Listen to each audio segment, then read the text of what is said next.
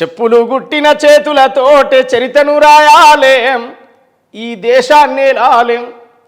డప్పులు కొట్టిన చేతులతో డాలర్లు దేవాలేం, పోరుకు దారులు వేయాలేం. మా రోజులు రావాలేం, ఈ దేశాన్ని లాలేం. గొర్లను బర్లను గాసే పోరలు చదువుకు పోవాలేం, శాస్త్రవేత్తలు కావాలేం. బండలు కొట్టే ఒడ్డెరొళ్ళు ఇంజనీర్లు కావాలేం, ప్రాజెక్టులు కట్టాలేం.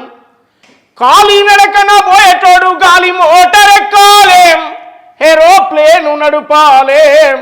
మా రోజులు రావాలేం, ఈ దేశాన్ని లాలేం. అంటారాని బిడ్డలు ఆంగ్ల భాష నేర్వాలేం, అందనంత ఎత్తుకు ఎదుగాలేం.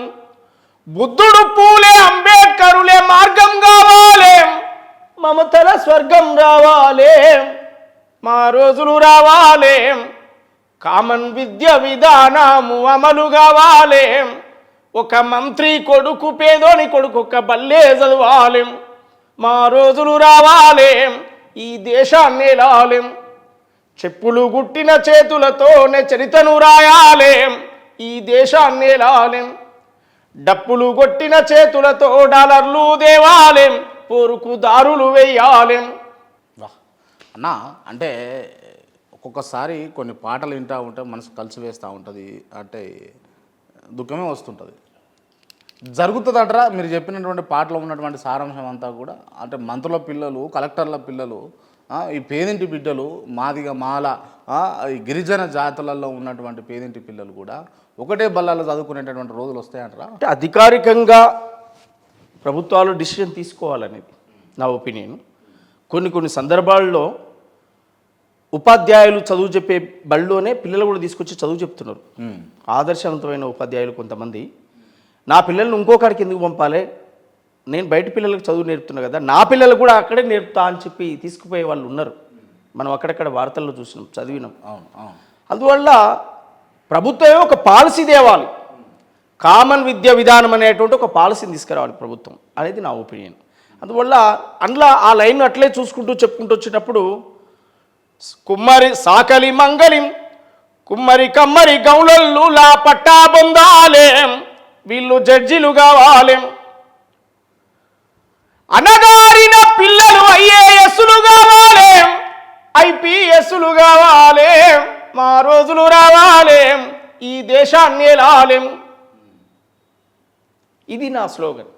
ఎస్సీ ఎస్టీ బీసీ మైనార్టీతో పాటు అగ్రకులాల్లో ఉన్న పేద వర్గాలకు కూడా ఒక సామాజిక సమానత్వం జరిగే, బాబాసాహెబ్ ఇచ్చినటువంటి, అంబేద్కర్ ఇచ్చినటువంటి రాజ్యాంగ ఫలాలు ఈ అన్ని కులాలకు అన్నదమ్ముల్లాగా వాటాలు వచ్చేటువంటి భాగాలు పంచుకోవాలి. వీళ్ళు సమస్యలు వచ్చినప్పుడు ఐక్యంగా కలిసి ఉండాలి. ఆ తర్వాత ఎవరి కుటుంబం ఎవరి పిల్లలు వాళ్ళగా జీవితాలు బతకాలి.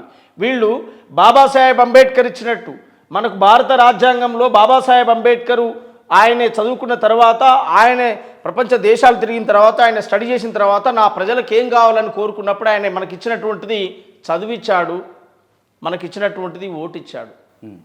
ఈ చదువుకొని నువ్వు ఐఏఎస్ అవుతావా, ఐపీఎస్ అవుతావా, డాక్టర్ అవుతావా, ఇంజనీర్ అవుతావా, నువ్వు చదువుకో, నీకు సామాజిక సమానత్వం వస్తుంది. సామాజిక సమానత్వంతో ఆర్థిక సమానత్వం వస్తుంది. నువ్వు సమాజంలో గౌరవించబడతావు. నువ్వు కలెక్టర్ అయినప్పుడు కలెక్టర్ అయిన మాది అయినా, ఆయన మాల అయినా, ఆయన డక్కల అయినా, చాకల అయినా, కుమ్మరైనా, కమరైనా అని చూడరు. కలెక్టర్ అని చెప్పి సార్ అని దండం పెడతారు. అందువల్ల నీకు సామాజిక సమానత్వం వస్తుంది. దాంతోపాటు నీకు సమాజంలో గౌరవం వస్తుంది, నెలకింత శాలరీ వస్తుంది, నీకు ఆర్థిక సమానత్వం పెరుగుతుంది. ఓ కారు వస్తుంది, ఓ బంగ్లా వస్తుంది. నిన్ను గూడెంలో గుడిసెల్లో చూసినటువంటి ప్రజలు ఒక్కసారి ఆఫీసర్గా చూసినప్పుడు ఆడు ఏ కులమైనా పర్వాలేదు వచ్చి నీకు దండం పెట్టి మోకరిల్లుతారు. అది రావాలంటే చదువుకోమని చెప్పాడు. లేదా ఇగో ఓటిస్తున్నా, ఈ ఓటు అనే ఆయుధాన్ని ఇస్తున్నా, ఈ ఓటు అనే ఆయుధంతో నువ్వు కూడా రాజ్యంలోకి పో, నువ్వు కూడా ఎమ్మెల్యేవో, ఎంపీటీసీవో, సర్పంచ్వో, జెడ్పీటీసీవో, వార్డు మెంబర్వో, పార్లమెంట్ మెంబర్వో కా. అప్పుడు నువ్వు కూడా అందరితో పాటు సమానంగా, ఓ ఎమ్మెల్యేతో సమానంగా ప్రోటోకాల్ వస్తుంది, నీకు ఎంపీతో సమానంగా ప్రోటోకాల్ ఉంటుంది. నీకు ఆ కుర్చాడేస్తారు. పలాని ఎంపీ, పలాని ఎంపీటీసీ మాలాయన రా, ఆయన తీసి కింద కూర్చోబెట్టు, పలాని ఆయన మాదిగా ఆయన రా, ఆయన తీసి పక్క కూర్చోబెట్టు, ఎవరు చెప్పాడు.